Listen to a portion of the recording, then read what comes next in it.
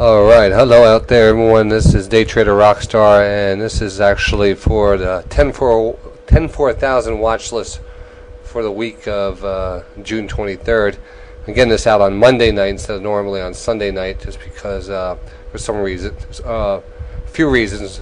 First, we left off Friday with a very bad day, and I wanted to see if we have any follow through. It's hard to go out and just pick out stocks when you see such a bearish trend and such a big down bar that we had on Friday.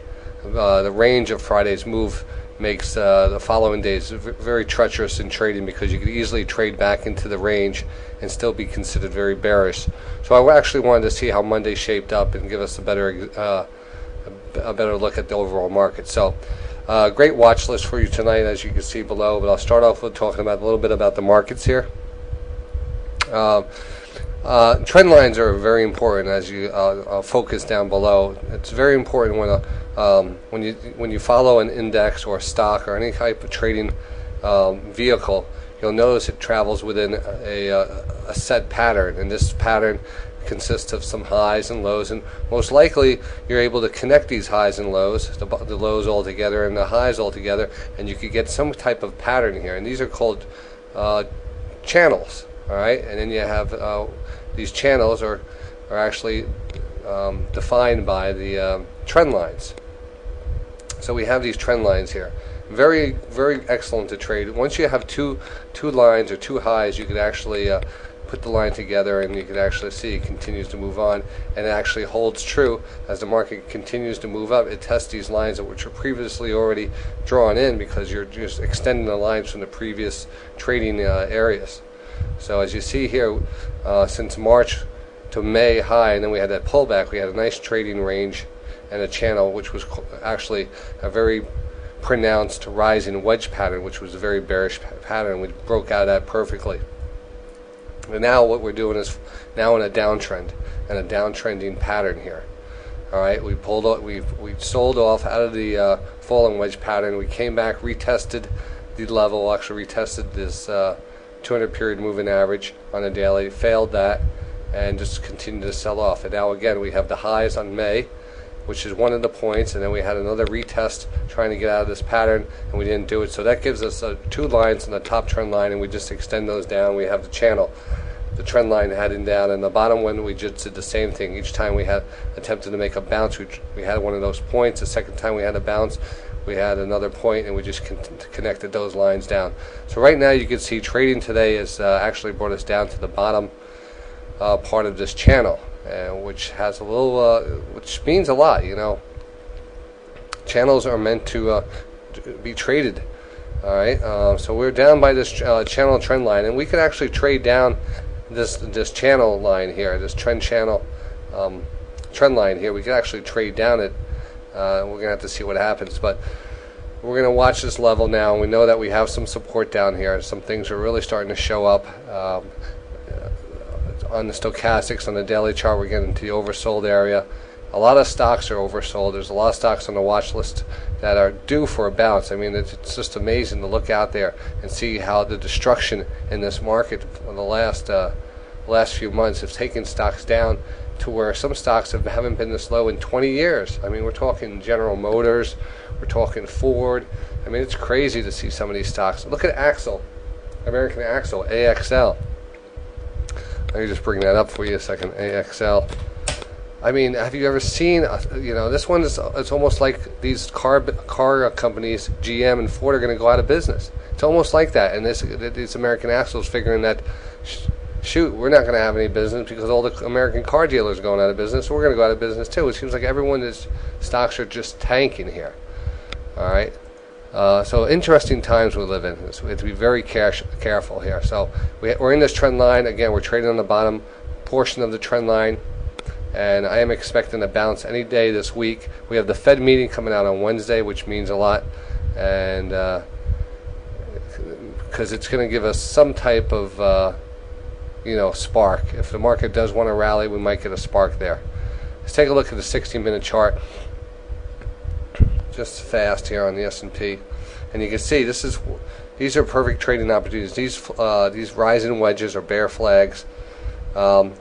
Just seeing throughout on the 60-minute chart, and each one was a perfect breakdown to the next one. And you know, each time you had a little rally. We got this oversold stochastics on the 60-minute chart here that corresponds actually right with the market tops here. You can just see, put this in. It's a very excellent way to just generally gauge if the market's oversold here, and if the market's not making new highs and the stochastics are making are back up in the overbought area, and you got a pretty and the pattern shows itself as a wedge pattern here. So like I said, if it smells like a wedge, looks like a wedge, tastes like a wedge, it's a wedge here. So we broke through that, and then we formed another one back on June 19th, and we broke through that one, and now we're just consolidating down here around that 13-14 area. So we're going to watch what happens here. This is going to be interesting days here. This whole month it's been. I have something interesting to show you here. I want to actually show you this map here. This is a map that you could find on Finviz, FINVIZ.com, and actually is a sector map. This is actually goes. You could go like a heat map, whereas green is what it broken down to sectors. You have technology, you have services, basic materials, financials, consumer goods, healthcare, conglomerates, utilities, and those are broken down also into certain sections.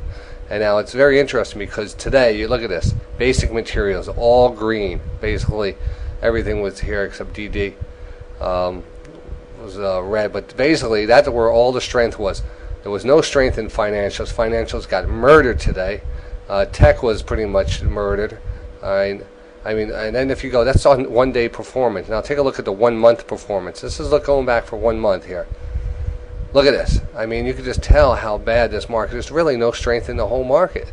I mean, basically, you know, I'm seeing some green here in the basic materials, and those are broken down into oil and gas equipment, ag, refiners, chemicals, and then each one of these sectors are broken down to subsectors. Financials are banks, mortgages, REITs, let's see, and technology is broken down to all internet, personal computers, software, telecom, you know, stuff like that. So excellent tool to get. It's on finviz.com. That's the 1 month. This is a 3 month performance. Let's take a look at this one just for the hell of it and see what it looks like. And then you can see in the past 3 months, the most strength was in basic materials and technology. All right, this is where we're seeing the green here. Again, finance getting crushed. Services not doing that well. Consumer goods not doing that well. Just a little section over here in some service areas. Budweiser was up because of the buyout and stuff. But GE also. So I got a good list below you. We're going to play this week. I'm looking for a rally. I'm looking for a rally to hold up on this trend line here. So we're going to watch that this week. Tomorrow, hopefully, you know, we probably should just test these lows again at 13, 14, maybe spike down a little bit lower. We do have a gap at 1285 that we have to watch out for. And then we should definitely have some interesting levels to trade. Some things are looking really good. I'm looking at my best bet going into this week is going to be GE. I see a lot of good support at GE and the $27 to $28 level. So enjoy the watch list. I will see you on the radio at DayTradingRadio.com. That's DayTradingRadio.com, on the air every day. And that's it. Okay, we're out of here.